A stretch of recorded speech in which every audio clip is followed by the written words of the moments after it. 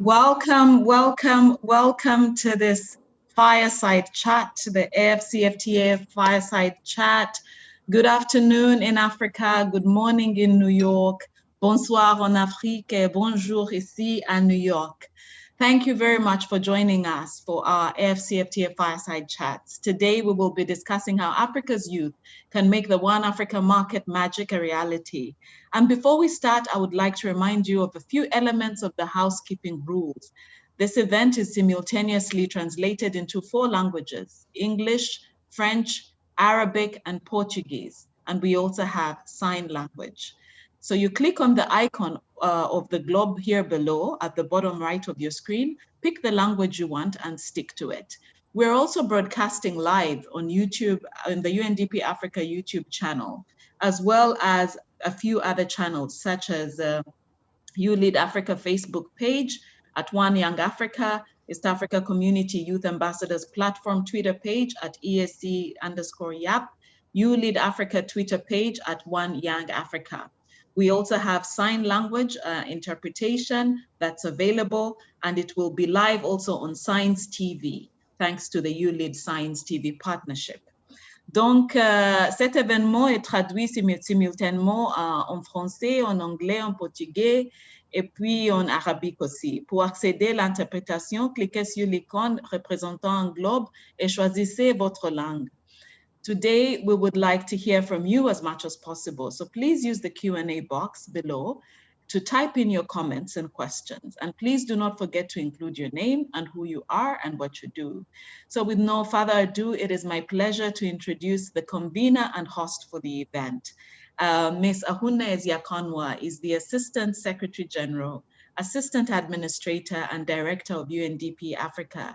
She has an outstanding career and service in international development, spanning over 20 years in the UN system.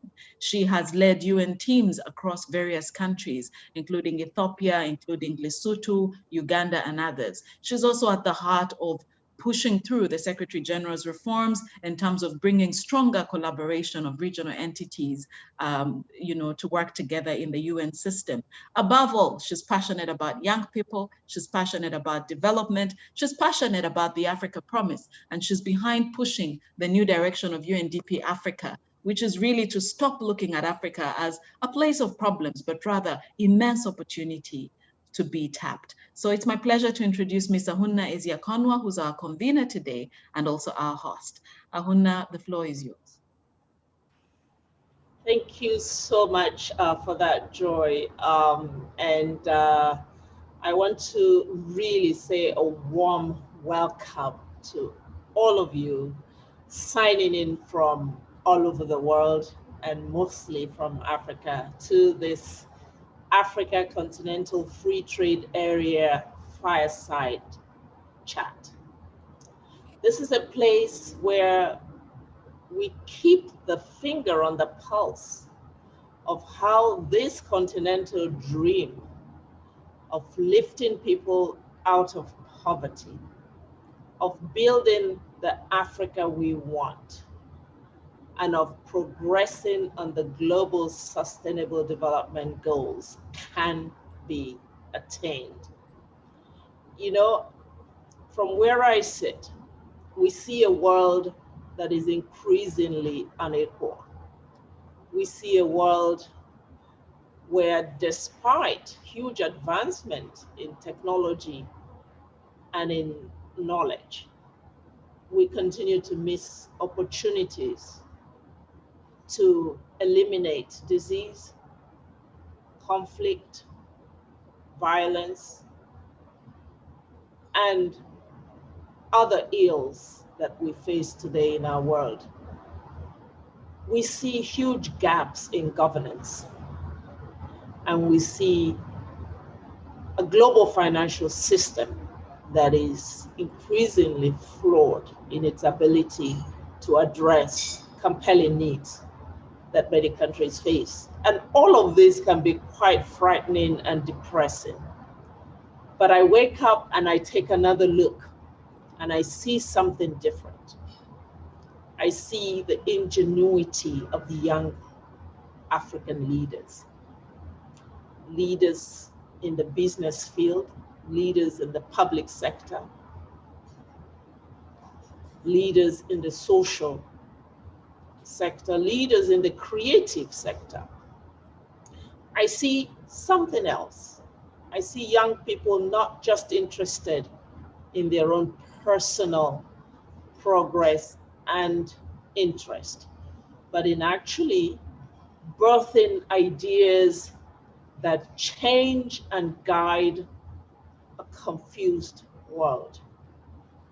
Therein lies my hope and the excitement that I feel today, and the privilege that I feel to be in a position that offers a platform where we can magnify the voices and the hope that we see amidst this very confused picture. And at UNDP, we are committed to investing in creating more inclusive economies and societies. On 1st of January this year, trade under the Africa Continental Free Trade Area Agreement started, giving the One Africa market a unique and real opportunity as a game changer for African countries and their people. And in our fireside chats, we are convening those who are making the magic happen and those who could benefit from it. And we would like to hear all points of view and look for these solutions. We're keeping our finger on that pulse to ensure that this groundbreaking agreement and the opportunity it presents can transform lives of all Africans, not just some Africans, and that we can increase shared prosperity. So I want to thank all of you who have joined us today. You are signing up for something very exciting and very interesting and very productive. You have signed up from across the continent and also in the diaspora. So this is a global event. Today, we debate Africa's present and Africa's future with a team of young, dynamic Africans leading extraordinary ventures. Africans who are keen to make a difference for people, their country, for the continent, and for the world. So come with me on a journey to meet them. As we travel, we're going to begin today with a young woman who I have never met, but have come to respect as I read about her background. I spotted her quite by coincidence on one of the platforms. I read about her background and I asked my colleagues to get in touch with her because I thought she was quite extraordinary.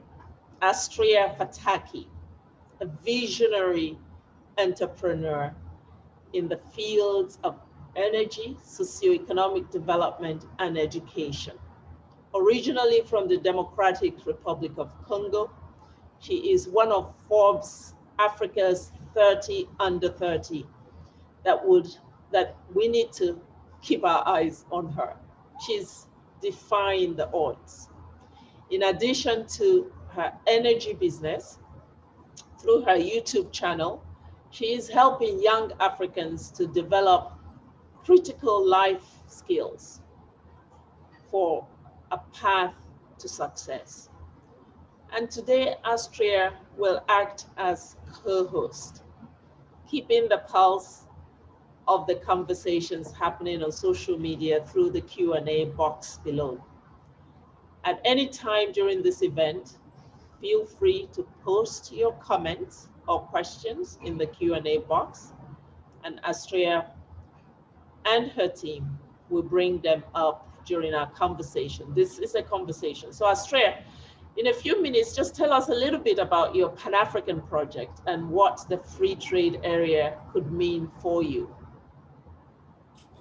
Well, thank you so much, Ahunna, and the entire UNDP team for inviting me to co-host this event. It's an extreme pleasure and honor for me to be part of this extremely important conversation for African youth. And I feel especially concerned by this thematic because I am the president and founder of a Pan-African organization called Energy Generation.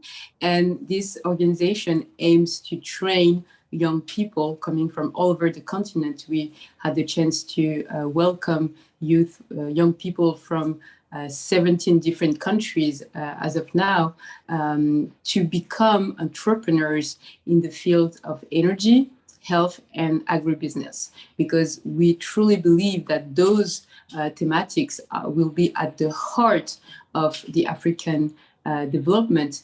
And since we are a Pan-African organization, of course, the dream of a Pan-African market that will be open to all type of trade is, of course, something that we are looking at very, very closely, because for us, our success is the success of our entrepreneurs, those young Africans that are so passionate about transforming Africa to offer a better future to the continent and its inhabitants. So when I work with entrepreneurs on a daily basis, they have this anger to go beyond their borders, because, you know, of course, we speak Africa, we often refer to Africa as a continent, and there is this but there is this very large variety of realities. You know, the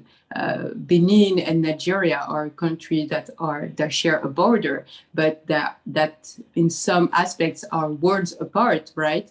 But at the same time, the beauty of our continent is that they are a real shared identity.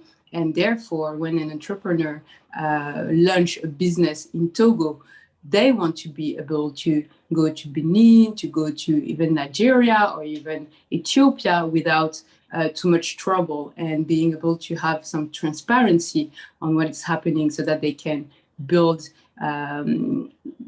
companies that will be leaders at a world level. That's the potential that this free trade agreement offers to the youth of the continent. And I might switch in French here for our French audience, parce que effectivement, quand on parle de cette problématique autour de cet accord de libre-échange en Afrique, il y a énormément de conversations en anglais, pas suffisamment en français, donc on est vraiment très, très, très heureux d'avoir un public francophone aujourd'hui, puisque justement en zone francophone, cette idée de pouvoir construire des marchés régionaux transfrontaliers est d'autant plus cruciale à mon sens que partout ailleurs en Afrique. Donc c'est vraiment avec énormément de passion que je suis cette conversation et que je suis,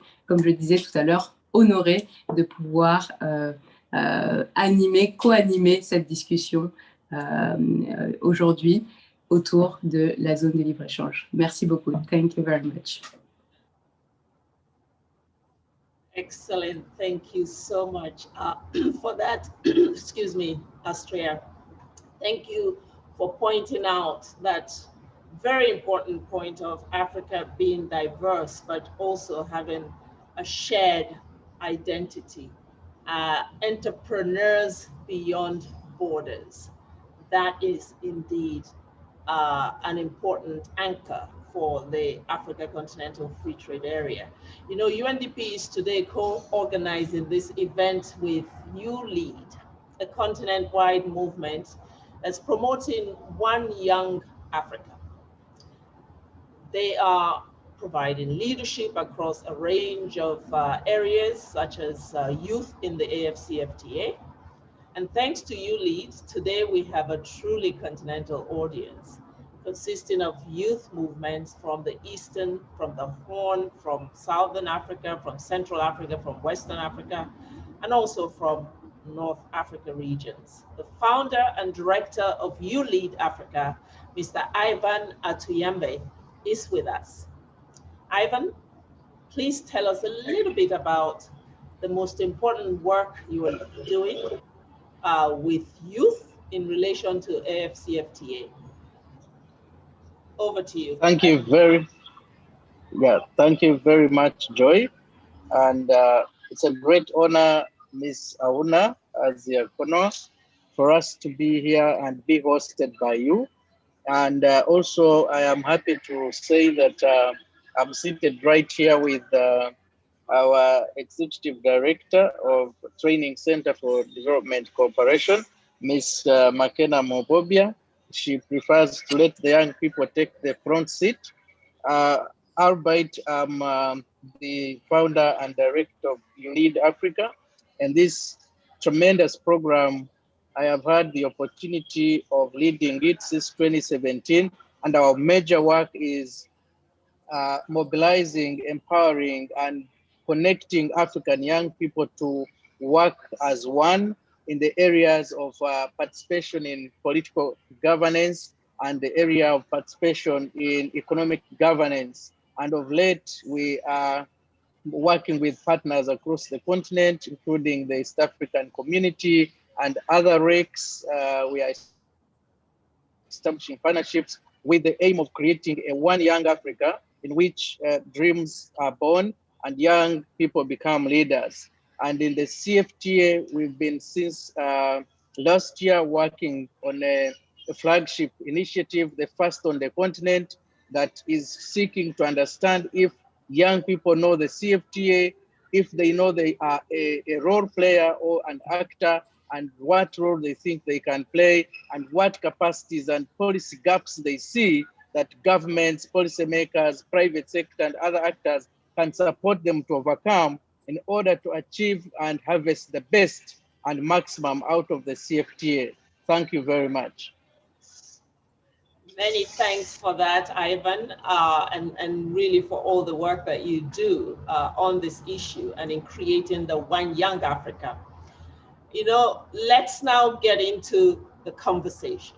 So with us today, we have young people from every corner of the continent who are looking at new ways to do business and to support communities and to transform lives, not only in their own countries, but also across several locations in Africa. As Astrea said, these young people dream of going beyond borders. We will listen to their stories to learn and understand their journeys. We will also ask them how they made it and where they situate themselves in the AfCFTA. We have a power panel consisting of exporters, entrepreneurs, and policymakers as well. And all of them have one thing in common: they are young and they are demanding for more. So allow me to introduce them as we get into the conversation. Let me start with the AfCFTA Secretariat itself to paint a picture for us in 5 minutes of where we are on the AfCFTA. How can young people maximize the opportunities that it creates? And for this, I want to invite Mr. Peter Joy Sawuno, who is a senior advisor to the Secretary General of the AfCFTA Secretariat. Peter, tell us, where are we?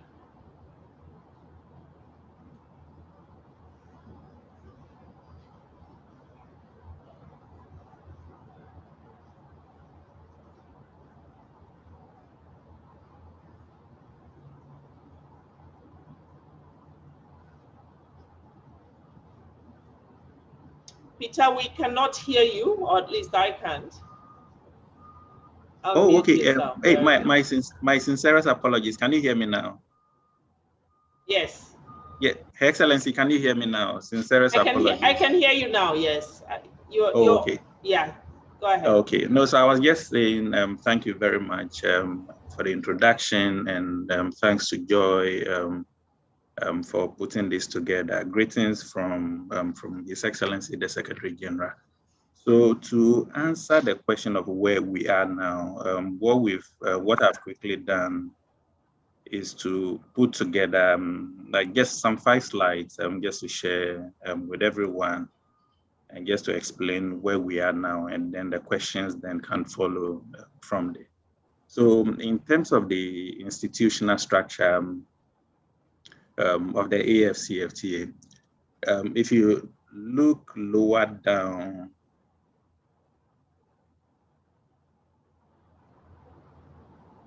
so if you look lower down, we have the AfCFTA Secretariat.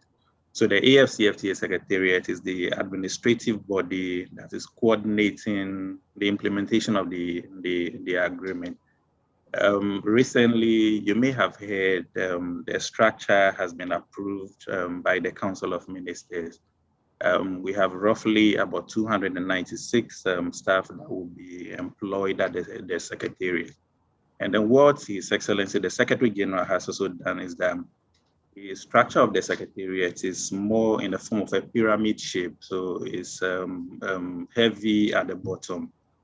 So what this means is that His Excellency, the Secretary General of the AfCFTA Secretariat, wants to bring in as many young people as possible into the organization, and then they can then go through the structures to the top level.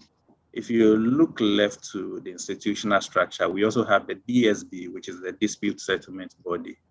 It's a sui generis body. It doesn't, in a way, report to the senior trade officials, but in terms of the rights and obligations arising from the implementation of the agreement, the dispute settlement body is there to handle that. Another key institutional structure we have in the entire AfCFTA structure is the committees and then the subcommittees. So, for example, you may have heard of the Committee on Trade in Goods. In terms of all negotiations relating to trade in goods, this is where the negotiations take place. So you may have heard of the tariff concession, which then would allow state parties to move goods from one country or from one end of the continent to the other. In terms of the actual negotiations and the modalities for the negotiations, all of that takes place within the Committee on Trade in Goods. There's also the Committee on Trade in Services. And that Committee on Trade in Services, in terms of services negotiations, Her Excellency mentioned Austria in terms of the work she's doing in energy. That specifically falls within the domain of the Committee on Trade in Services. Of course, there are some committees as well, and these subcommittees would then deliberate, send it to the committees as well. If you look at the higher, just slightly above the AfCFTA Secretariat, we have the Committee of Senior Trade Officials. In a way, I'm showing you this institutional structure for you then to understand the scope within which we are operating, the institutional structure within which the AfCFTA sits. So just making the point that slightly above the Secretariat, we have the Committee of Senior Trade Officials. Previously, prior to the establishment of the AfCFTA Secretariat, we used to have the negotiating forum. So the negotiating forum basically was where all the negotiations were taking place. But now, given the fact that we have the Committee of Senior Trade Officials, this is where negotiation currently is taking place within the context of the implementation of the agreement. Higher up on the senior trade officials, we also have the Council of Ministers with responsibility for trade. The Council of Ministers with responsibility for trade has some powers to adopt documents which would then be forwarded to the Assembly of Heads of State. So I'll give you a typical example. Currently, the structure for the AfCFTA Secretariat, we have about 296 positions. So the AfCFTA Secretariat then prepares that document. It is then sent to the Committee of Senior Trade Officials. They would work on it and then make a recommendation to the Council of Ministers with responsibility for trade. At the last meeting of the Council of Ministers with responsibility for trade in May, they adopted the structure and made a recommendation to the Assembly for the Assembly to approve it. So typically, this is how it happens. I'm just reiterating the fact that the institutional structure is very key in terms of the implementation of the AfCFTA agreement. If we can move on to the next slide. Okay, so another key overview. So in also understanding where we are currently, the question may also be asked in terms of how many signatures do we have in terms of ratification and then other things. So as some of you may have heard, in terms of signatures of the AfCFTA, currently we have 54. It is only the state of Eritrea that is the only remainder. But as the Council of Ministers have directed, we should put in more efforts to make sure by close of year 2021, all member states are on board. For ratifications as well, we have 40 African countries that have ratified. So the key thing is to ratify after, the key thing is to sign after the signature, then you have to ratify. After also the ratification process, you also have to take the additional step of depositing your instrument of ratification in order to qualify as a state party to the agreement. So in all, we have 40 countries that have currently ratified the agreement. We have 37 countries that are state parties. So 37 meaning that these countries have obligations, or they have rights and obligations under the AfCFTA agreement. These countries have also indicated their readiness to implement the AfCFTA agreement. There's also, beyond the signature and then the ratification, we also have the other obligation for member states to submit tariff concessions and schedules of specific commitment. So for the tariff concession, we have 42 African countries that have submitted to the AfCFTA Secretariat, and that 42 also includes 4 regional economic communities. So for the 4 regional economic communities, there are also customs unions. And if you are a customs union, it is best if you submit your schedule together with your other members, so you cannot submit it individually. So if you look at the list of countries, we have CEMAC, we have DAC, we have ECOWAS, and then SACU. So these regs are customs unions. So together, they have collectively submitted their offers to the AfCFTA Secretariat. Then if you come to the area of trading services, in terms of specific commitment, we also have 35 countries that have also submitted to the AfCFTA Secretariat. If we can go to the next slide as well. I know I have just 5 minutes, so I'll try and rush through. Okay, then the other key thing would be, what are the key dates? So March 2018, that was when the agreement was open for signature. Then May 2019, the agreement entered into force. In July 2019, the operational phase of the AfCFTA was launched in Niamey. In February 2020, that was when His Excellency the Secretary General was elected as the first Secretary General of the AfCFTA Secretariat. And then, as some of you may have also heard, in August 2020, we had the official commissioning and handing over of the AfCFTA Secretariat building by the government of Ghana to the African Union Commission. Then on the 1st of January this year, we started trading. When I was going through some of the questions that were being asked, there was a question from, I think, Ngeno, asking whether we've actually started trading or something to that effect.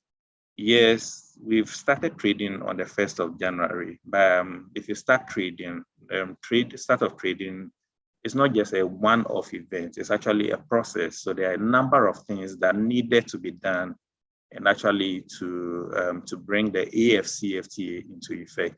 So as I have said earlier, even though we have 42 tariff concessions, even though countries have submitted 35 schedules of specific commitment to the AfCFTA Secretariat, these schedules would have to be translated into something legally implementable at the level of the member state. So it's not just a one-off event, but it's a process that takes time to come into effect. If we can go to the next slide. Okay, so then in terms of the architecture of the AfCFTA, so basically we have the agreement establishing the AfCFTA, and then there are a number of protocols. So we have the protocol on trading goods, there's protocol on trading services, there's protocol on the rules and procedures for the settlement of disputes. So for the protocol on trading goods, services, and then there's dispute settlement, these were negotiated as part of phase one. For phase two, we have investment, competition policy, intellectual property rights, e-commerce, women in trade. And then there's also an adjustment facility that will accompany the implementation of the AfCFTA. We go to the next slide. Okay, so then the key question would come, what does this then mean for the youth? What does this then mean for young entrepreneurs on the continent? So having the AfCFTA provides an enlarged market size and enhanced trade. As some of you may know, we have 55 countries that are involved in this. So having 55 countries, it makes it the largest FTA in terms of the number of participating countries. So then this also brings the market size, then helps if you want to expand your business. The other key component is that under the agreement, under the protocol on trading goods, member states have negotiated the removal of trade barriers or the elimination of trade barriers among state parties. Once tariffs are also eliminated, once non-tariff barriers are eliminated amongst countries, it then helps you in terms of enhanced economic efficiency, lower cost of trade transactions, and then boosting real incomes. Another component is also improved investment prospect. There's also more employment prospect for especially the youth. And here at the AfCFTA Secretariat, part of the vision of His Excellency the Secretary General is to establish an AfCFTA academy, an academy that will train the youth. So for example, they'll come to the AfCFTA Secretariat, spend 2 years or even a year learning about the AfCFTA process. And then thereafter, they can go back into their countries and then help propagate the story of the AfCFTA. So the AfCFTA, all in all, holds a lot of promises for the youth in terms of employment creation, in terms of removal of trade barriers to trade, and then improve business opportunities. I will just stop here, hand over the floor back to Her Excellency, and then if there are questions, I would come back to answer. Thank you so much.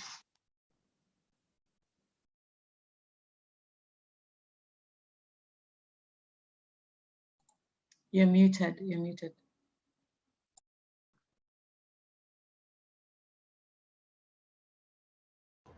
Thank you, Peter, for that.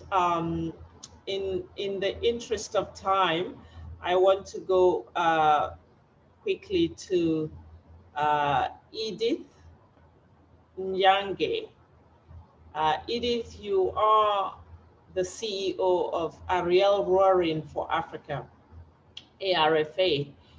You represent the East Africa region. You provide disruptive business models to entrepreneurial finance and leading and thriving in the digital era. Your company, registered in Kenya, works with entrepreneurs in Kenya, Uganda, Nigeria, Ghana, and South Africa. And you aim to create over 100,000 jobs in Africa by 2030. How do you, Edith, see the AfCFTA changing your prospects and also the prospects of young entrepreneurs in Africa? You have 3 minutes. Thank you for that, Ahunna. As a social and serial entrepreneur, who actually, as a result of the pandemic and just how global the world has become, I've created 50,000 jobs to date. At 26 years. So I think that's a good feat for my age so far. And the Ariel goal to get to 100,000 jobs is looking like a smaller goal. So when we set it at the time, it felt very ambitious. But then now with the free trade agreement being in place and with Africa really moving to the next step, because if you think about it, this is the largest agreement since the WTO was formed, right? There's not been anything like this. And this is going to be the largest trade area worldwide, with I think $3 trillion worth of access and even more being provided. So when I speak to entrepreneurs and when I speak to young people, the AfCFTA is great, right? However, it is what we make it. It's not about governments. It's not about institutions. It's about us as young people. And what are we doing with this agreement, right? We've been given a great tool, but then how are we actually implementing it to make a difference? And when Africa really becomes one space, one free space, and this becomes a reality for each one of us, two things are going to happen, right? Number one, we'll see sifting, right? What do I mean? When you have South Africans accessing goods from Nigerians and people in Morocco, reaching out to Ugandans for supply, or, whatever is happening, what will happen is there will be sifting of those who actually put in the work and began to build disruptive business models. So what we like to call entrepreneurs are actually business owners, because entrepreneurs can scale. They can take the idea, set it up in Nigeria. They can take the idea, set it up in Egypt. They can take the idea, set it up in South Africa. Why? Because it's unique. It's not copy and paste. It's not, I saw you doing this, then I started doing it myself. That's a business owner. You give an entrepreneur $1 million, they bring $2 million at the end of the year. You give a business owner $1 million, they add for you 10% top up on top of what you've given them. So what we're going to see is that separation happening. Then number two, what we're going to see is job creation for those who had positioned themselves in the market. So what do I mean? There will be job creation, but because now companies know that they can access from 55 countries, they won't settle for anybody. They want the best. I eat it for my companies. I want the best. And the best might not be in Kenya. The best might be, I don't know, in Ethiopia. The best might be in Djibouti. I don't know, right? So in terms of what I would say with this agreement, it's an amazing tool, young people, really amazing. But it's for you to begin to what we call level up, right? It's for you to become intentional, right? With your business, with your career.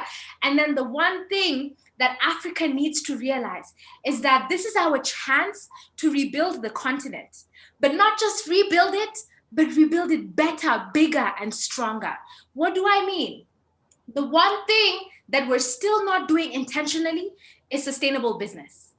When I say sustainable business, I mean you have integrated an ESG framework into your business model. I mean your business goes beyond you. I mean, you're actually leaving a legacy. You're not in business for the revenue, for the money. That is all good. It's okay. Everyone make bank. But at the end of the day, you want your business to be able to sing a song of pollution reduction, job creation, economic empowerment, name it. But at the core, this needs to be integrated at early stages, especially startups. And sustainable business cannot be a by the way that, the UN comes and talks to us about. No, it needs to be a way of life. Because the one thing that Africa has is more businesses than the rest of the world. But why do we still have more problems than the rest of the world? And yet business is the answer to all of our problems, to poverty, to corruption, to all of the things that we complain about every single day. But it must be sustainable. And even as we use this agreement to, trade goods, services, intellectual property, investment, let's please remember that sustainability needs to be integrated into everything that we're doing. It must go beyond ourselves. And then business owners, guess what? We're 80% of the GDP. We will begin to make a difference. If the private sector begins going in a certain direction, guess what? Governments have to follow. And if we begin to go down the sustainability route, even though the agreement is in place, guess what? Everyone else will follow. So what I'm here preaching, because I thought this would be forgotten, is Africa will literally use this agreement depending on how us young Africans utilize it. We are the future. We cannot be complacent. You cannot be mediocre. You have to be the best in your industry, the best in your space. You have to stand out. If access is all over and all of us are one market, guess what? We all want the best. So become the best as an entrepreneur, as a business owner, as a young person in the employment area. Just be the best that you can, even as all these jobs are being created, and they will be, right? Some of us are on that agenda and mandate. you get into position. That's all I'm going to say. Thank you. Thank you very much for that, Edith. I was getting goosebumps as you were speaking. You should be working for UNDP, but I'm pretty sure we can't afford you. And congratulations, my dear, created 50,000 jobs already. So you will exceed your target. I can see that. Wise words to young people out there. AfCFTA is what we make it. Do we still have Tamara online? I wanted to call her next. Tamara, I'm gonna attempt all of your names here. Miss Tamara Mutotekema Busamba, who is CEO Agridis. Tamara, you are from Gabon, and your company is engaged in food production, cassava to be specific. You have also innovated a great deal with your app, which is called Wagui, applying digital solutions to support farmers with market information. You have also been part of the Tony Elumelu Foundation, which UNDP partners with. So Tamara, what are some of the obstacles in your way in getting to markets outside of your country, Gabon? And how can these obstacles be overcome? We understand you will speak in French, ladies and gentlemen, there is French translation. Therefore, please, let's proceed in French with Tamara. Ok, merci beaucoup de me donner la parole. Alors, je suis Tamara et je viens du Gabon. Je suis la fondatrice d'Agridis, qui est une entreprise de production agricole, principalement dans le manioc. Et on a effectivement développé une application de conseil agricole pour accompagner les autres agriculteurs.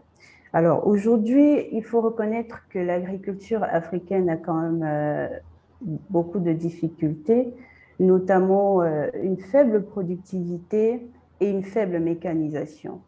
Alors, aujourd'hui, on travaille avec des pays comme le Cameroun, la République démocratique du Congo ou le Congo-Brazzaville, mais les difficultés qu'on rencontre sont principalement d'ordre infrastructurel. Donc, ça veut dire qu'il y a un problème d'infrastructure routière. On a des procédures administratives qui sont longues, lourdes et lentes, et également des taxes douanières, évidemment, qui peuvent être trop ou élevées. Ce sont les principales difficultés que je pourrais noter ici. Et donc, la zone de libre-échange est une formidable opportunité pour nous parce qu'on a la possibilité de nous déployer, de développer davantage nos activités dans d'autres pays, sur d'autres marchés, mais cette zone-là doit pouvoir représenter vraiment une véritable opportunité. Ça l'est déjà, mais concrètement, il faut qu'une harmonisation procédurielle soit faite dans tous les pays pour faciliter donc les procédures administratives. Si on veut vendre dans l'un ou l'autre des pays, il faut que les procédures soient les mêmes. Il faut évidemment les infrastructures adaptées pour le transport des marchandises, parce qu'aujourd'hui, on fait dans l'agroalimentaire, il y a des procédures particulières en ce qui concerne notre secteur. Et donc, si on a des routes ou des voies ferrées qui ne sont pas adaptées, qui sont en mauvais état, au niveau de nos coûts de production, on sera en perte. Je voudrais rajouter aussi que lorsqu'on parle de zone de libre-échange, il faut qu'on soit compétitif, qu'on ait des produits de qualité, qu'on ait des entreprises compétitives. Et pour cela, il serait important donc qu'il y ait des renforcements de capacités pour booster donc la compétitivité des entreprises sur le plan local, pourquoi pas, afin qu'elles soient concurrentielles sur d'autres marchés. Et également pour ajouter, lorsqu'on a la possibilité de vendre dans un autre pays, de se déployer dans un autre pays, on a évidemment besoin de financement. Donc ce serait important que les entreprises, s'il faut parler du secteur agricole, que les entreprises soient soutenues sur le plan financier pour pouvoir capter les opportunités d'investissement que pourrait représenter la zone de libre-échange.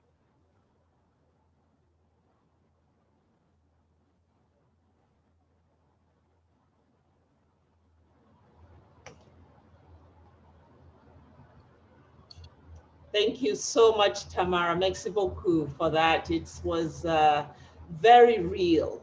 I think you brought it down to what is real. We're not here talking theory and rhetorics. What is the real economy of the AfCFTA?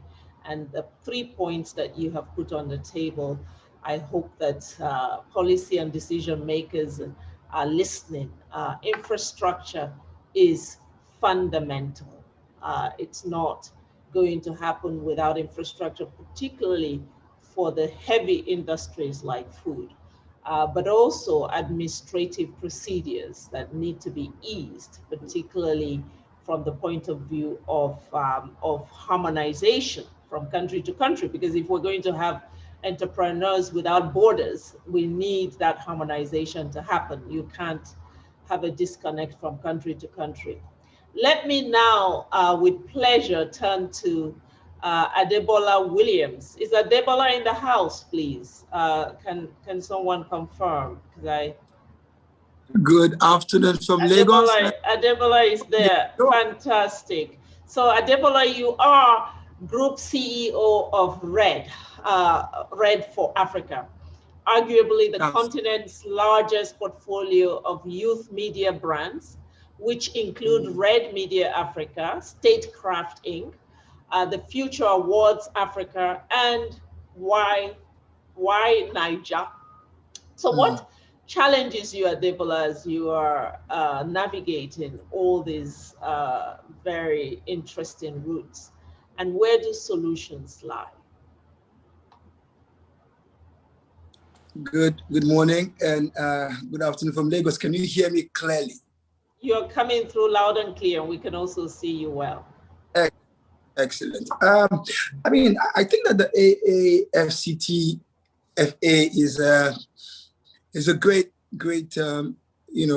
platform at this time on the continent. And for our business, for a lot of young people, I think that it is important to put in perspective that beyond the products and services that we sell across the continent that are tangible, if we really also truly want this to serve young people, we must pay attention to the tools of the time and to the different products and services that this generation is actually invested in. And some of them are actually not necessarily, goods and services that you carry around, but talent and entertainment, media and technology, fashion and the whole creative space. So in doing the policies and all the, fine tuning around this agreement, we must factor in how we're able to purchase, and pay adequately, and also protect intellectual property, across continents, name registrations, trademarks, and many things, because the generation that you're dealing with is trading in a different capital, not necessarily just agriculture and the big, heavy stuff. The challenges that my business particularly will have faced, in doing business across the continent would be one, bias and trust. There is a bias and trust, that you deal with as a Nigerian trading across the continent. Some spanning from just general perception and poor storytelling, both by Nigerians and both by non-Nigerians who have refused to lend themselves to deeper knowledge and to truly, understand and get contextual evidence to whatever perception that they might have. One of the most famous, bias that I deal with is that all Nigerians are so aggressive. They come into a country and they want to lead and they want to take over a certain space and want to be treated preferentially, but what they fail to realize is that is actually, some value that I think we should be able to emulate across the continent, a continent of relentless people, tenacious people who want to make the best anywhere they go, but of course your strength can also be a shadow. So sometimes, that desire and tenacity can also be used for other things that are not very good. But it's important that we always know that, we cannot use one brush to paint everyone. There is also the bias and trust about the quality of product and services that we sell to each other on the continent. There was a time when China was seen as the place where you get the cheap and poor quality. Today in Africa, our leaders are giving, giving all their treasures to China to come and build their roads. Now we look to China for quality.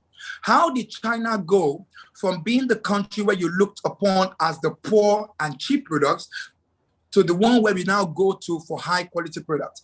Oftentimes on the continent, we look at each other as selling subpar, and we have to go to the West to find quality. There is a failure of storytelling to be able to fix that and show that we truly have the competence to serve each other with quality. An example of this would be that in my work, where we do governance communication and we work with presidents and people that aspire for office across the continent, I remember that after we worked with President Muhammadu Buhari in Nigeria and did rebranding and won the election and went to Ghana, they sourced us because they had seen the work we had done in Nigeria. But I know that there was also a big, a question on, these guys from Africa, can they do the job? Because before we got into the electioneering space, people usually turn to the Axelrods and all the big companies in America who work with the White House. And suddenly there are these young people from Africa who know the market, who understand the pulse of the people and can do a better job. But hey, they are just Africans. And Africans have been told not to trust one another because we assume that we do not have the competence and capacity to deliver the excellence that we require from one another. And so we had to deal with that bias, and try to change that. So there is a lot of perception capital that is being, frittered away on the table. Then I think that this agreement must pay a lot of attention to building the perception capital that actually makes Africans buy from each other. It is one thing for me to have my money to purchase. It is another for me to believe in your product, believe in your brand promise, and be able to be provoked to act according to what you say. So I would advise that this agreement and the president, the leaders of this, program, spend quite a lot of time in the storytelling to show Africans that you could truly buy from one another. The other thing to think about beyond the media, which is my core work, is that products and services on the continent cannot go round. When we want to consult in a country like Equatorial Guinea, it takes me stopping in 3 countries or 2 to 3 countries, getting to the airport and having to still call the president or the minister or someone to verify my acceptance into the country. We cannot trade that way. You cannot have such a logistics nightmare. If I want to go from Nigeria to Liberia to do my work, our election consultancy, because we work across the continent, I need to go from Lagos maybe to Ghana, Ghana to Abidjan, Abidjan to Liberia. If I want to go to Senegal, we worked in Senegal with President Macky Sall for almost 2 years in his last election. And I would have to go from Lagos, I think, to maybe Togo or something. Then we stop again in one other country before we stop in Gambia. And then from Gambia, we go to Dakar. So I leave Nigeria at about 8 p.m. and I get to Dakar at about 2 a.m., stopping in 2 or 3 countries within West Africa. So things like that, this agreement must pay attention to. And it's in 2 folds. 1, solve the bottlenecks, both for products and commodities, as well as for talent, technology, media, fashion, and general creative space, because that is the stock in trade for young people today. From whiskey to Shatawale to Caspar Nouveau, all of them putting our countries on the map with their talent. So it is one thing to solve the logistical problems, but it is another to also solve the storytelling problems. Storytelling on one angle by showing that these problems have been solved, so that people assume it hasn't been solved, can have new information. The other storytelling is to give some faith onto the products from the continent, to bring faith. And the final thing is to build a perception capital. It is a perception capital that people can buy from. I remember when I was in Clark, Atlanta, doing my Mandela Washington Fellowship Program, my project for that fellowship was to build a website, an Amazon for Africa, that gave people the power to purchase artwork from Kenya, shea butter from Ghana, and fabric from Nigeria. I wanted Africans to be able to purchase products from one another, and I wanted the world to be able to buy from an authentically sourced platform for Africa, and not a cultural appropriation where a designer in America takes our fashion, takes something synonymous to Africa and puts their label on it and puts an outrageous price on it. And the women in Kokrobite or the women in Ogidon in Osun State who are doing the tie and dye are not able to get the value of all their hard work. So these are the issues that I think that this agreement needs to pay attention to for us to truly be able to benefit from it as young Africans. Wonderful. Thank you, Adebola, for that. You hit on hugely important points that are not often talked about: the perception capital and the trust capital, both of which are so fundamental in making this agreement a success. I want to now turn to Astrea. Let us hear from you, Astrea. What's going on in social media? What reactions are we getting from our audience? Well, the conversation is extremely active on social media. It's kind of buzzing here.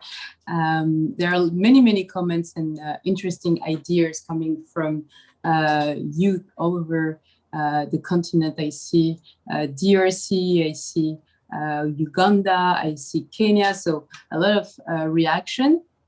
And from what I see, because of course we won't be able to address them all, but there are two main topics, two main ideas that are coming out that are interesting. The first one is around, of course, youth. How can youth be involved, and most importantly, how can they have access to actual knowledge to act in this new context? And another one, a very important topic, is around security.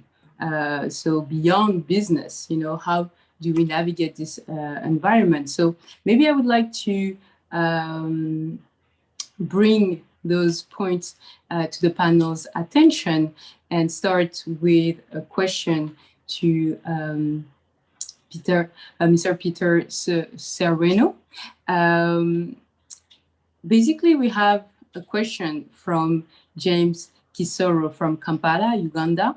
James would like to know, how can more youth be encouraged into civic space as a catalyst for social, political, and economic transformation, as well as cultural sustainability for Africa?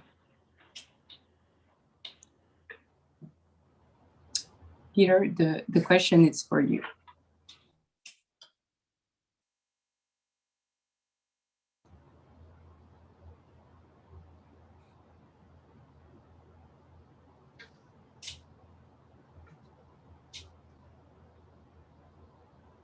I'm not sure if Peter can hear us. Maybe he has some trouble. So maybe I can ask this question to Edith, because you made a very compelling point earlier regarding how youth should engage and really take ownership over this process, but in a very concrete way.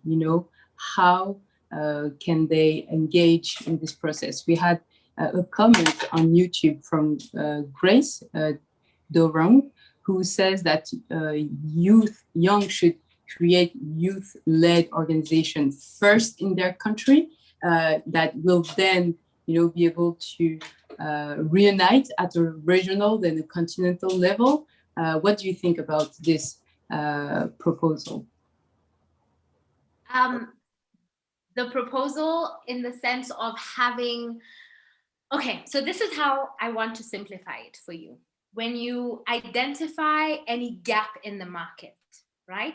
Any problem, be it lack of information around the AfCFTA, or another issue. As an entrepreneur, what makes our DNA so unique is that you don't just identify this problem, you have to build a solution to satisfy the problem. You have a lot of people building companies, which are good, but they're building companies around a product or a service. They're not building companies around a gap or a lack in the market. So when you build this organization at a local, then regional, and then continental stage, as it grows, of course, that's a major thing. Scale and growth is everything in business. If you're not scaling, you're not growing, you're not in business. I don't know what you're doing.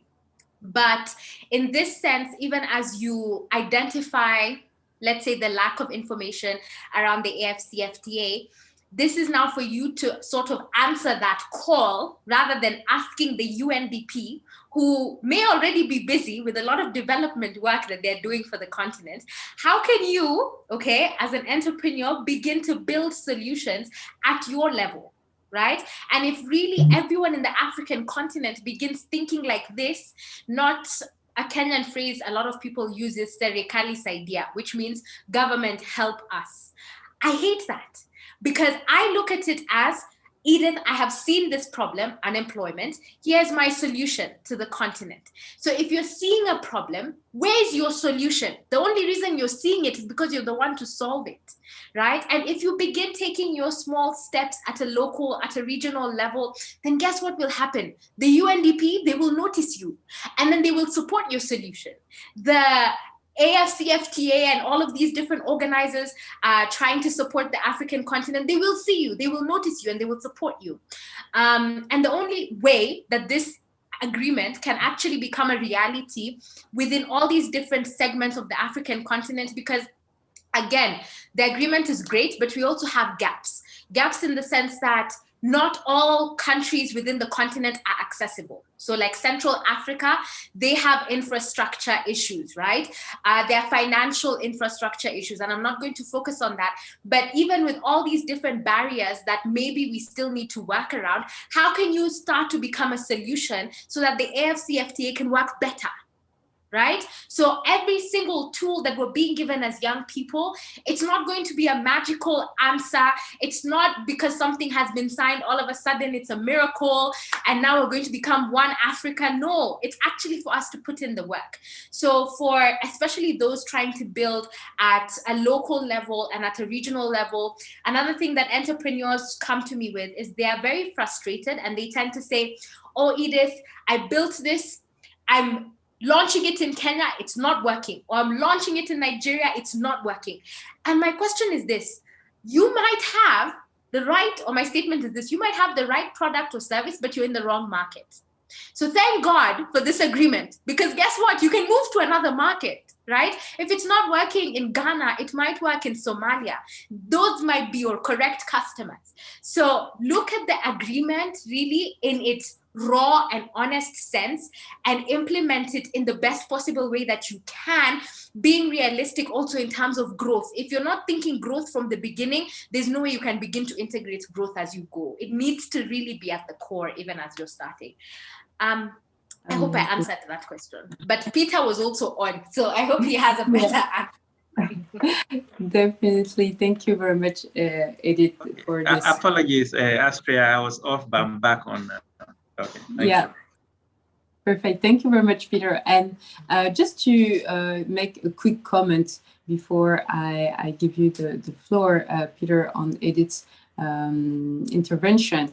Of course, I'm myself an entrepreneur. I believe in entrepreneurship as a real catalyst for development in Africa. But as we often say, an entrepreneur without a team, is no one. Without my team, I wouldn't be where I am today. And no, not everybody on the continent has this inspiration or even this willingness to become entrepreneurs. So what are the benefits and the way that youth can, and people in general, youth, women, everyone on the continent can actually seize this opportunity of the AfCFTA? And this may be linked to the other topic that I spotted earlier about security, you know, because this integration, of course, will allow business to grow smoothly across the continent, but business without security, without trust, in challenging, sometimes even conflict environments, it's not possible. So, Peter, this question is maybe a little bit more sensitive, if I can say so. But what are your take on this? How can this free trade agreement generate positive externality beyond business and on those structural aspects that support a healthy business environment? Okay, thank you very much, Astria, for the question. Specifically on the question of to do with security, you know very well, this cannot be done. In terms of the actual implementation of the AfCFTA on the ground cannot be done without having peace, without having security on the continent. So that is why jointly we're working with the African Union Commission. They have complementary policies, which is to ensure that, like for example, the Peace and Security Department at the African Union Commission, they have a role to play in terms of working with the member state to ensure there's peace across the continent, so that when the goods want to move from one country to the other, they can move. You can have a typical case where, for example, if on the borders, you have challenges of security, then a good from one country to the other cannot move across the border. So you need peace, you need security in order for the goods to move across the border. And then in terms of the opportunities for the youth, as I said earlier on, a lot of what is happening today is a lot of the youth are going into digital trade, e-commerce. So it was for this reason, and as some of you may recall, e-commerce was actually part of phase 3 negotiations, but last year at the extraordinary summit of heads of state, there was a decision that was taken that we front load the phase 3 is used to be part of phase 2. So what they have basically done is that as part of the phase 2 negotiations, we are also going to negotiate digital trade or e-commerce. So that also then provides more opportunities for the youth who are mainly into e-commerce, who are mainly into e-trade as well. And then as one of the colleagues said earlier, in terms of the enlarged market, this, as I said earlier on, the biggest free trade area in terms of the number of participating countries, the youth can then seize the opportunities to move from one country to the other. As some of you may recall, in 2008 March, when the agreement was open for signature, one of the other complementary policies that was also open for signature was the free movement protocol. So the free movement protocol, yes, enabling you to move from one country to the other. It's rather unfortunate on that particular day of signature, we didn't have many countries signing onto the free movement protocol. But then as part of the protocol on trading services, we also have a commitment of member states or state parties, like movement of business people, business persons across the borders. So within the context of the trading services negotiations, we are also fast tracking that. So that also then provides more opportunities for young entrepreneurs that want to travel across the borders to do businesses in other countries to also take advantage of some of the opportunities provided under the AfCFTA. Great, thank you very much, Peter. You actually also mentioned elements that would answer the question of Dina Elizabeth, who was asking about how can we encourage that signatory countries will actually implement and adopt the agreement and maybe even report on their progress? I think that's a very interesting question and point that maybe we will be able to discuss a bit more later. But coming back to this youth entrepreneurship issue and question, we have a video message from a young entrepreneur, Terafa Makaza, from Zimbabwe, who is also in the audience today. And Terafa tries to improve the quality of services in his home country and now in Kenya, where he's developing a new application to offer people with quality services in most housework jobs that you will need to be done, basically. Adebola mentioned earlier the importance of the quality of services. So let's watch this video now. Hello everyone, my name is Tafara Makaza. I'm a Generation 17 youth leader, and I'm also the Chief Technology Officer of Fixa Rwanda. Our startup connects verified informal sector workers with job opportunities from corporates and households. Our work involves vetting blue-collar workers. We do technical skills assessments, and then we connect them to job opportunities using a technology platform that's accessible to corporates and also households. In addition to that, we also offer value additions to these informal sector workers, such as access to microloans, work insurance, and also a savings fund. And I'm looking forward to speaking with you more about this. Thank you.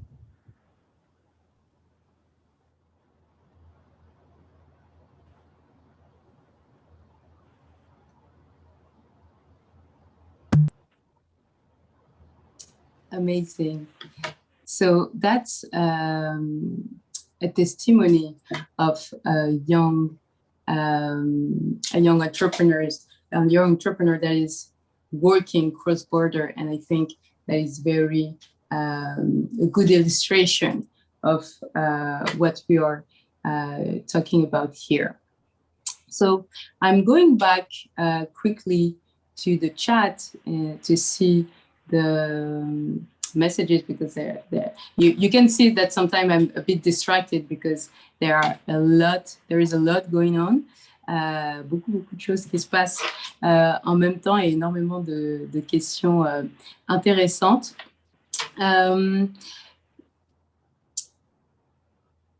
Pour rebondir sur cette question du business transfrontalier, to continue on this question of creating cross-border country, because this question is coming back over and over again, I would like to address to ask Mr. Abidin Olasupo, who's the co-founder and CEO of D-Hub Innovation Center, to come up here and to tell us what is the advice that he would give to young people who would like to create cross-border businesses. All right. Thank you very much. Good afternoon from Nigeria here. I'm quite excited to be here, and I sincerely appreciate the opportunity to lend my voice to this important conversation. I will firstly start by saying there's a need for young entrepreneurs to know that starting a business is a serious business itself. Because, we've gotten a whole lot of wrong perception that, entrepreneurship is the only way through which you can solve the problem of unemployment. And that has led to some people who are not really passionate about the business to go into that line of business. And, 6 months, a year down the line, when they encounter any obstacle or challenges, they get to back off. So starting a business is a serious business itself. And business is very, very different from business. Business is B-U-S-I-Y, business is B-U-S-Y. In terms of advisory service, one important thing that we need to consider is the issue of data and research.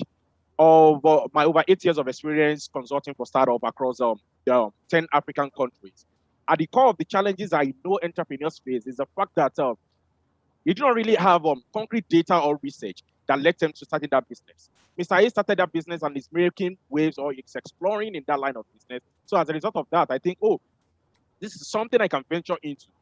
The 21st century dynamic has made us realize that business is different from just saying you want to do a copycat. What exactly is the unique value proposition? What exactly is the unique selling point? What are you bringing to the table? This is a market that is flooded. If you're going to be competing with over 1,000 African entrepreneurs who are really producing the same category of products you are bringing to the market, what makes you unique? And at the core of this thing are data and research. When you have a data-driven business, it will lead you to say, okay, this is exactly what you want to achieve in the next 1 year, the next 2 years, and in the next 3 years. Another aspect I would like to talk briefly has been talked by Adebola, which is storytelling. It's not just enough for you to say you want to start a business if you are not a very good storyteller. And I quite agree with you. You might not really have this skill. I've once been in your own shoe as well as a tri-sector business leader with investment in consulting, oil and gas, and the agri sector. But you need capacity in terms of, a person in your team that is a storyteller. For example, if you are meeting an excellency, Ahunna, and she has just given you 2 minutes to pitch your business idea, what exactly can you tell her that will make her to get interested in the kind of business you're doing? That is like the elevator speech. Most entrepreneurs have got business, good products, good business, but elevator speech is a big problem. So it's not just enough for you to say, as the CEO, you want to be the manager, you want to be the CTO, you want to be the CFO, you want to be the head of communications. It doesn't really work that way. There is an integral need to build capacity of your team member and have team member that has capacity. Another aspect that I will talk about is the issue of policy.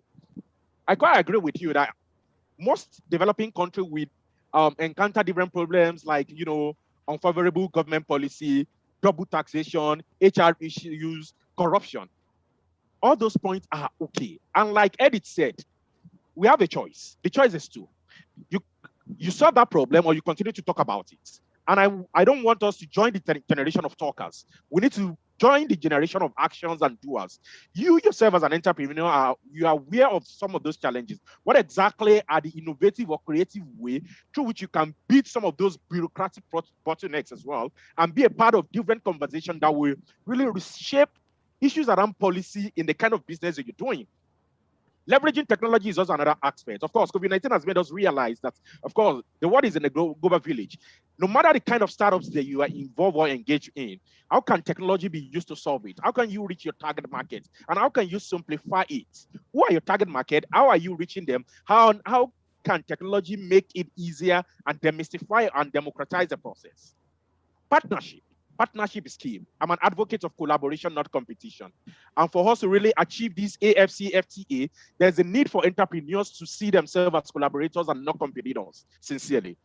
If I have a business idea, like I'm a consultant now in terms of business, I've at different times worked with startups in Rwanda, Kenya, and Uganda. I have partners. If I need to physically visit some of the startups, I have other business developers who are in the same field like mine, that I can say, oh, guy, let's collaborate together. I pay you per hour for some of this service. It doesn't really take it away from me. So startups need to develop the mindset and the idea of collaboration and not competition. Another aspect I would like to talk about is logistics. If truly we are going to achieve this, and this is to this appeal is to government and policymakers, there's a need for us to democratize and demystify logistic issues. I've over time had this from African startups that it's crazily expensive to do transactions. Deborah Williams gave a brief overview of how you might have to catch a whole lot of flights before you get to your destination. Then I'm going to wrap it up about issues around governance. Governance is very, very key, and of course, policy changes. As young entrepreneurs, we should not just put our hand about governance.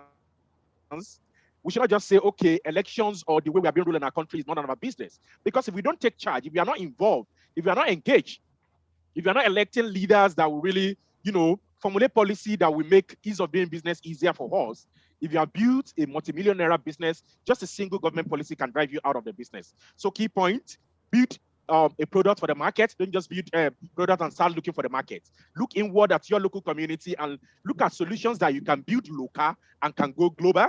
Look at the governance, look at research and data, partnership, leverage your technology, and invest in knowledge and have a good team. So thank you very much once again for giving me the opportunity to share this little idea of mine. Thank you so much, Abidin. I loved some of the points that you made, but the last idea of building local and then going global. I just love it because for me, I see indeed the very importance first to master, your own market somehow where you are before going beyond, because we are speaking a lot about these cross-borders businesses, but before a business to become cross-border, it has to be a business first. It has to be strong, as you said, and then it can move to other countries and even then other continents, because let's remind here that one of the advantage of this new free trade area is that it's going to kind of level up the continent to other integrated market around the world and allow our businesses to compete at a global level. So I really love that point. And the second point also that you made that was very interesting to me is that let's be a generation of doers and not speakers. And in order to do things, I think information, knowledge is at the basis of any well-prepared action, if I can say so. And there is an organization, YALDA, who is working on a daily basis to bring this information to African youth so that they can act accordingly and really take ownership over their destiny, if I can say so, especially in the context of the AfCFTA. And so we are going to have a quick presentation video of a contest that they're organizing. My name is Natalie Mukundane, and I am YALDA's East Africa Regional Associate. YALDA stands for Youth Alliance for Leadership and Development in Africa, and it is basically a youth organization founded by students at the University of Harvard with the intention of building Africa for Africans. The aim of this video is to share with you some exciting news regarding a newly launched campaign by YALDA and its partners. And the main purpose of this campaign is to bring closer to you young people the Africa Continental Free Trade Area. We are trying to help you understand what it is and how it can benefit you as a young person. This is because 60% of the population on the continent of Africa are young people, and due to the high rates of unemployment, many young people are venturing into entrepreneurship. But they are facing challenges with the Africa Continental Free Trade Area Agreement that was signed by African heads of state. That means as a young person, you have the ability and the capacity to not only look at the markets in your country, but at the markets in other regions and African countries as well. Now, in collaboration, very distinguished partners, we have together come up with a campaign that is exciting and will involve as many of you as possible. This campaign is called Africa Umoja, youth contributing to the implementation of the Africa Continental Free Trade Area. Now, this campaign is going to be a series of activities and competitions that will have as many of you as possible involved in spreading awareness regarding the Africa Continental Free Trade Area Agreement and how your neighbor, your sister, your cousin could be involved as well.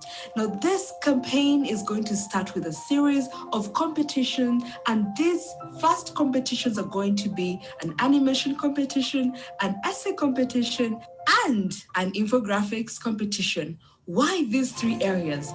This is because we have noticed how millions of young people are now involved in the creative industry. We want to challenge you into producing the best infographic, the best essay, or the best animation you can master. You will be heavily rewarded as the grand prize winner, and it is not limited to anyone. Any person can participate, even if you're a youth with disability, even if you're a youth out of school as long as you're in the age bracket of 18 to 35. So, tell a friend to tell a friend that the Africa Umoja campaign is on. Let them submit that winning essay, that winning infographic, or that winning animation. To find out more about the competition and get regular updates, be sure to follow Yalda on all our social media handles, as well as all the social media handles of our partners, and then you will get regular updates regarding the competition. Don't you worry, there's still a lot of time. The deadline for all submissions is 30th September. Thank you for listening. Africa Umoja.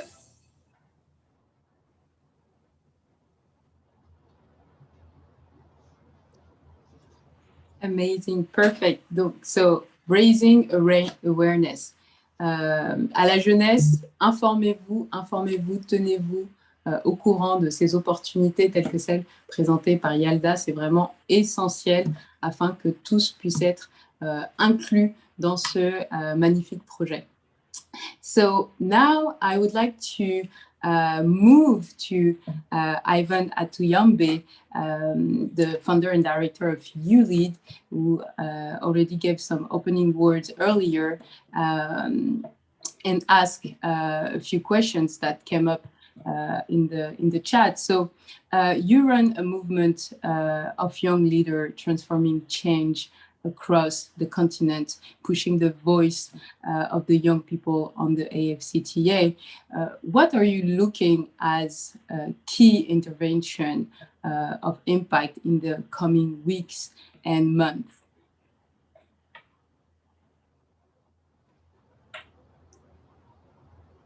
Thank you, Austria.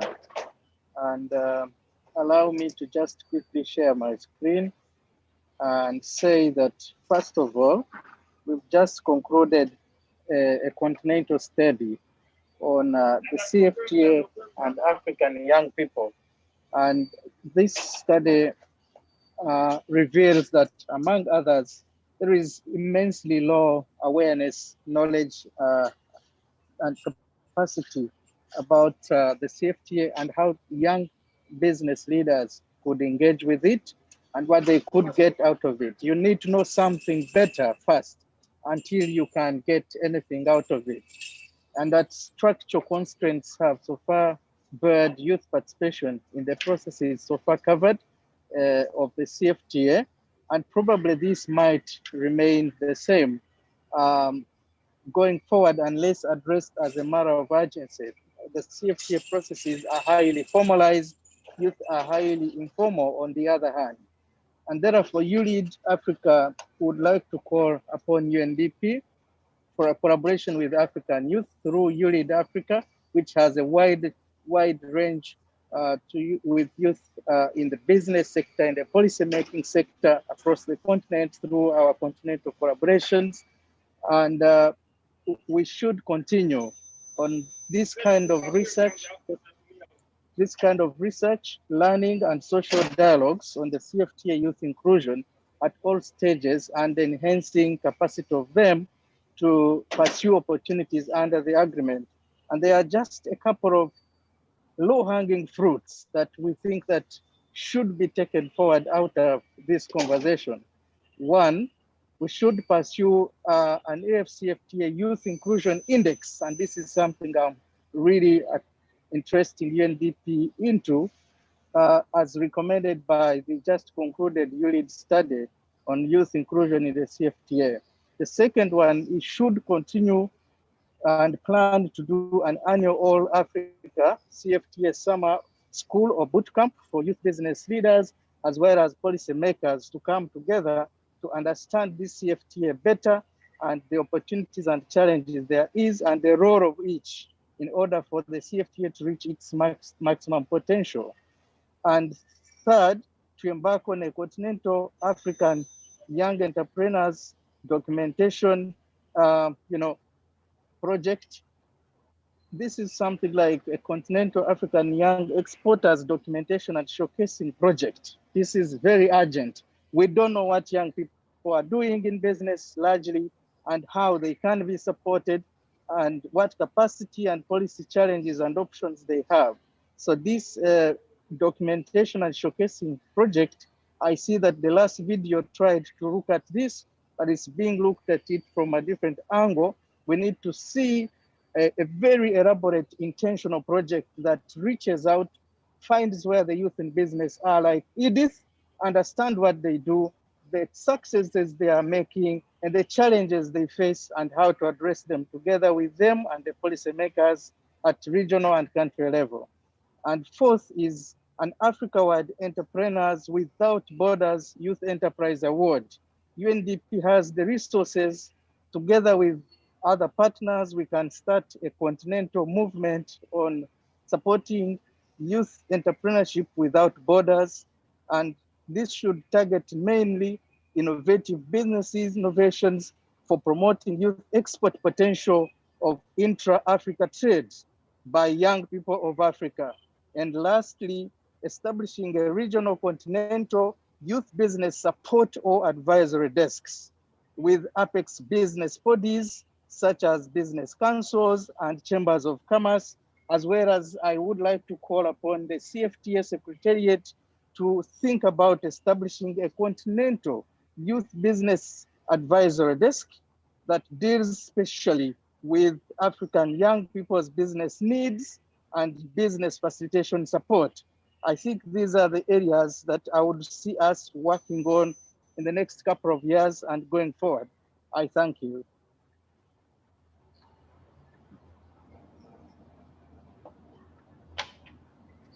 Thank you so much, Ivan, for those very, very concrete proposal to make this work, to make this happen in partnership with UNDP. I particularly love the idea of the index that will provide objective information to change things. We often say that the best way to change something is to start measuring it. So this index could be a great step forward. And we have the chance to have Peter here as the AfCFTA senior advisor at Secretariat, senior advisor.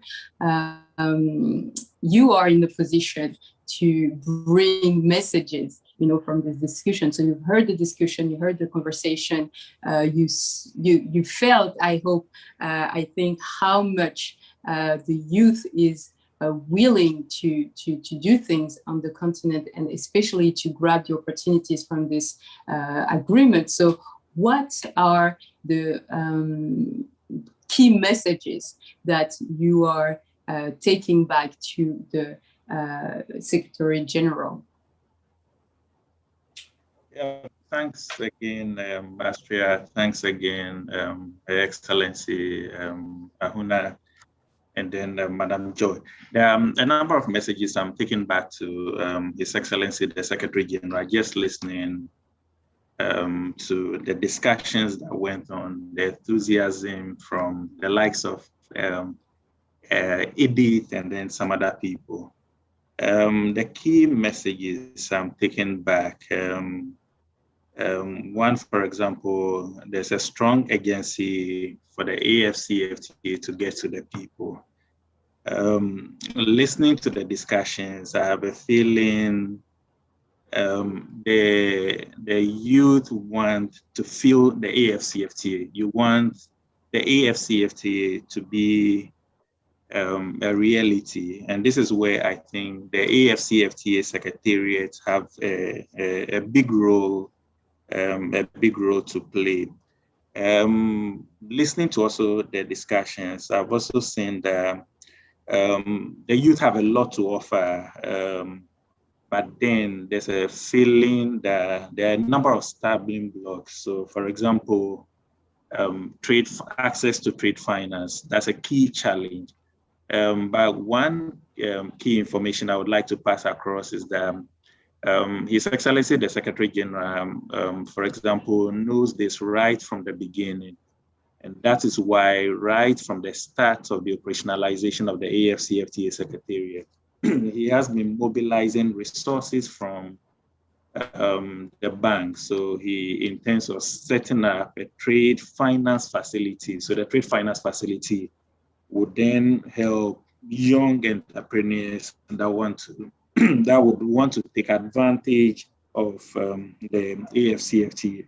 Another key thing I've also noticed is that we need a strong capacity building pillar. So capacity building in terms of building the capacity of the youth to be able to take advantage of the AfCFTA. So it is in this context I would want to say the ongoing conversation or the discussion that has been started by Her Excellency is a very welcome idea. I would also like to announce to you that there's His Excellency the Secretary General has planned a youth conference that would be coming up very shortly. There's also an African Women Conference on trade that would also be taking place at the end of this month, starting early next month. So these are the key messages I would like to take back to His Excellency the Secretary General. And thanks again, Her Excellency Ahunna. Thanks again, Joy, for organizing this particular event. Thank you very much, Peter. So thank you, everyone, for this vibrant and fascinating conversation. On my hand, I've learned a lot, and if there are key 3 messages that I take with me today, the first is, of course, that youth is super engaged and super willing to take these opportunities. But as Edith said earlier, they have to do the work, they have to do their part, but of course they won't be able to do it on their own. So the institutions, of course, and especially the Secretariat, are called upon to really involve them and create the tools for them to be informed and, of course, to be trained, capacity building. That's basically what Energy Generation, the organization I founded, it's all about, training young people from all over the continent so that when they are there together, they can start to work together and, of course, starting to learn how to trust together. And this is the last point maybe that I want to raise here, is that, of course, those agreements are necessary from an institutional point of view, but at the end of the day, humans are going to make this work, and humans are all about trust, are all about community, are all about culture, and they are all about love too somehow, and the love of the continent, the love of the development. And I think these words are also mainly inspired by what I know from our very esteemed host today, that I was so honored to accompany in this discussion, Mrs. Ahunna Eziakonwa, who is going to give the closing words of this very intense conversation. Thank you very much, everyone. Merci beaucoup à tous, and the floor is yours, Ahunna. Thank you very much, Astra, and for your very strong co-hosting presence. It's been a great pleasure working with you on this. So what stays with me as we close? What stays with me is a tapestry of golden thoughts from Africa's next gen, who are going to take FTA to the next level. And what are these golden thoughts? I just imagine now a tapestry where you're weaving different colors and textures to form a beautiful spread. The first one on my list is a huge progress that's been made, demonstrating that this is an ambitious agenda which is achievable. It is as achievable as it is ambitious. As we heard from Ivan earlier, looking at this, from Peter, looking at this possibility of the agreement, which no one thought would come to where it is today. 54 out of 55 countries have signed. 40 countries have ratified. We didn't think this was possible. So that's the first signal, that it is ambitious, but it is achievable. The second on this tapestry is trust. And it came in the words of Adebola, that the absence of trust, that trust deficiency is damaging and will slow us down. And that trust isn't just about trust in the products, it's trust of one another. Africans need to move into a space where the trust was coming out of Africa, where they believe in each other and in the talent and the quality that is there on the continent. The third one is the power of communications, power of storytelling. Africa, in terms of a cultural heritage, has a storytelling culture. Let us dig deep into that cultural heritage and tell the stories differently in ways that capture that perception capital, in ways that control the narrative. Let Africa tell its own story, and let's use Africa's creatives, Africa's entertainers, Africa's musicians, Africa's artists. Let's let AfCFTA leverage that capital as well to tell the stories. The power of digital technologies. Africa can leapfrog. We have lots of challenges on the logistics side and on the infrastructure side, but we also have advantages in the digital technology side. How much can entrepreneurs and businesses leverage digital technology to facilitate their engagement in the market? Governance, that all-important value and principle.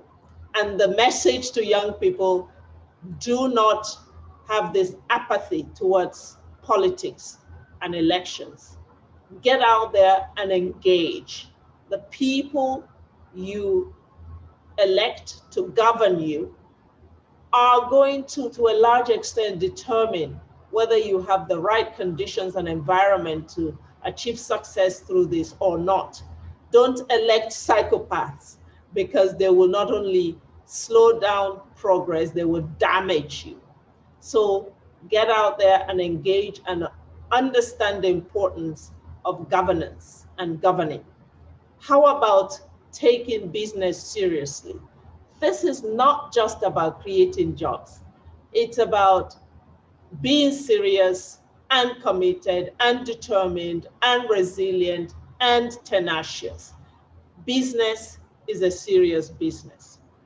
Collaborate more than you compete. Competition is good when it's healthy, but collaboration has to be at the heart of promoting the CFTA. Why?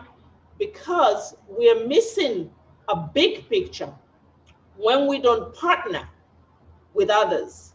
If you're in the catering business, maybe you don't need to provide and supply for yourself the entire value chain that you need. Maybe you can rely on another supplier for the box that you use to pack the food. So this production value chain, it's about partnership and collaboration, and it's about efficiency. Africa business misses a lot because we miss this connection with each other. Size and scale matter. The Africa Continental Free Trade Area, everyone has mentioned, is the largest by the number of countries that the world has ever seen. Leverage the size and diversity of this market. If it doesn't work in Ghana, go to Tanzania. It has just expanded your choices beyond anything imaginable. Harmonization is the key word when it comes to procedures and regulations. If we're going to have entrepreneurs beyond borders, if it's going to be one market, we have to have uniform level of procedures across those borders. Build local first, and Astrid couldn't have said it better. Master your market at home before you can start to have the confidence to venture outside. And I want to perhaps end with what I think was a really important 5 or 6 key points from Ivan of Youth Lead. And we, UNDP, take this very seriously. And I can tell you from where I sit that we will immediately launch action around this. An AfCFTA Youth Inclusion Index, absolutely compelling. And I think a great place to start. A boot camp of sorts, a AfCFTA Academy. People need to know what this is about in order to be able to leverage it. Online directory, Entrepreneurs Without Borders, Youth Business Advisory Desk, name it. I think all of these are important and we take them on board. Finance, great to hear from the Secretariat about the trade financing facility. It has to be that plus, because young people with ideas need financing to put legs to those ideas. And we will be committed to be one of those partners who will be looking for that financing for greater access to it. So, Joy, ladies and gentlemen, this amazing panel that we had today, we owe you a debt because you have put your heart and soul to this and given it your all. And your passion has been infectious, but also the depth of your commitment. So very, very pleased with this panel today and with this discussion. Audience, thank you for your engagement. Your engagement took the conversation to another level. So I end where perhaps we heard from Edith. Be in it to win it for Africa.